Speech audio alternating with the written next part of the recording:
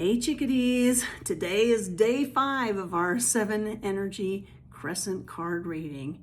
Today is all about who is available to help us and what is available to help us as we are on this energetic quest. So, and also, it's a day on Mojo Mysticism, so I've got a confession. So come on in and join us and we'll chat.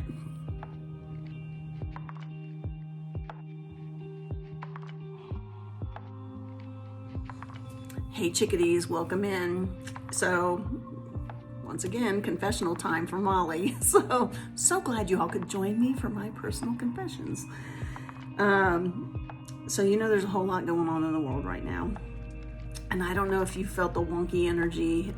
We had quite a bit of it in September, but this week in particular seems to be a little bit crazy. So 2 days ago we talked about feeling the world and about how we can take energy on that's not ours, and that certainly happened to me yesterday. It really started, it ramped up, I should say. It started before that, but it really ramped up when I hit the airport and just got it around a lot of people. Could really feel it. The interesting thing is that it also helped shine a light on the tall tale. So I had actually, this is this is interesting. I was really feeling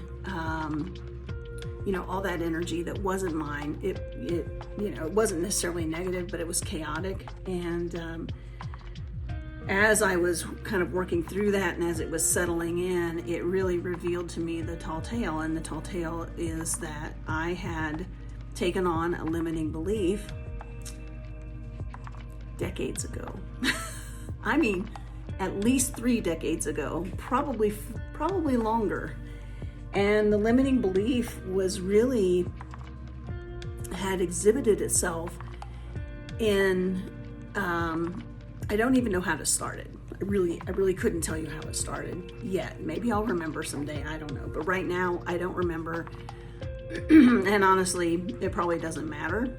The fact is I took it on and I allowed other people's opinions of my feelings in this area to cloud my judgment and to shut me down. And so I had allowed that to go on, like I said, for at least 30 years, maybe 40. I'm not going to let you do the math beyond 40. But that is quite possible that it was well over 30 or 40 years. And so it took the chaotic energy. This is how the kind of things work for me sometimes.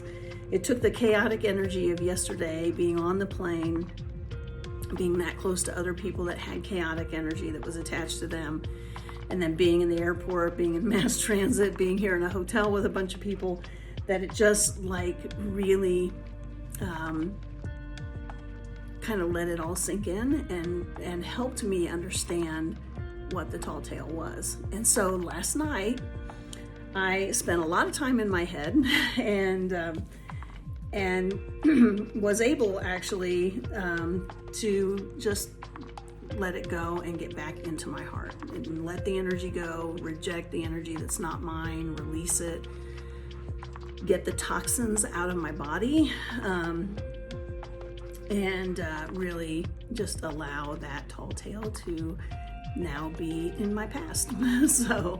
But it wow, my throat chakra is freaking out because part of this tall tale was literally that I did not use my voice to communicate my feelings, and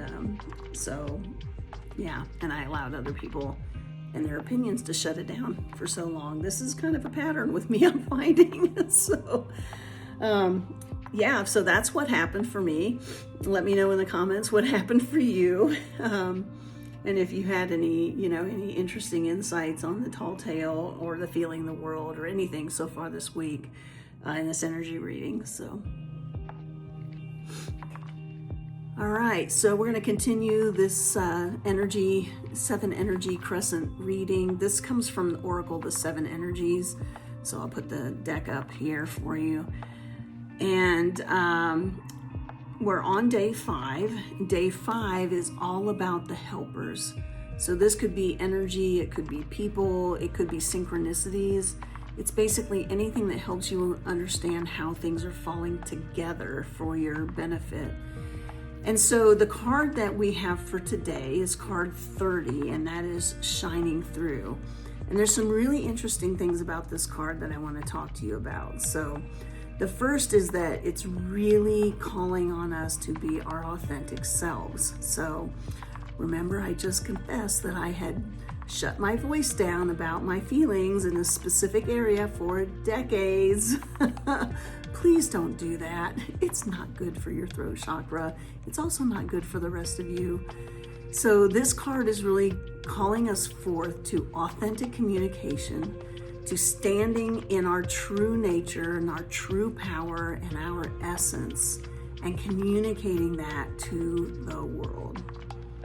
It's calling us to be proud of who we are, to shining in the world and allowing others to see us for who we really are. And who we really are is divine beings, all of us. So recognizing how far we have come and recognizing that we may, in some cases, have been in the back of the room like I was when I allowed my feelings to just, basically they were put up on a shelf for at least 3 decades. So, that's not good. So, we're kind of called forth to just examine that, but to bring forth what is authentic for us in our communication. And I had made the choice. I made the choice to put my feelings up on the shelf. Nobody else made it for me. I made it. And then I allowed myself to perpetuate that limiting belief, right? So the other side of this is really looking at not listening to the voices in our head, right? That say you're not good enough, or, you're not worthy enough, or your feelings are invalidated, or whatever that case may be. Just stop listening to that. So that stuff never helps. So the better question for all of us is not about how we should dim our light, but maybe the question is actually how should we let it, or should we let it shine even brighter? That answer is yes, you should let it shine brighter. So once we do this, and we can begin to understand that everything that we are, everything in our life, everything about us, has become what it is by the grace of the divine. And so if that is the case, which it is, then who are we not to share that with the world?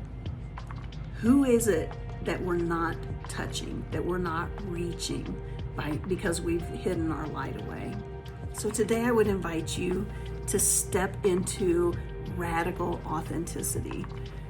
Let your light shine. Let the world see who you are. If who knows what your impact would be. And if you keep your light hidden, you'll never know the people that you could touch. So step into who you really are, embrace it, and let your light shine today. So we'll see you next time, chickadees. Love you. Mwah.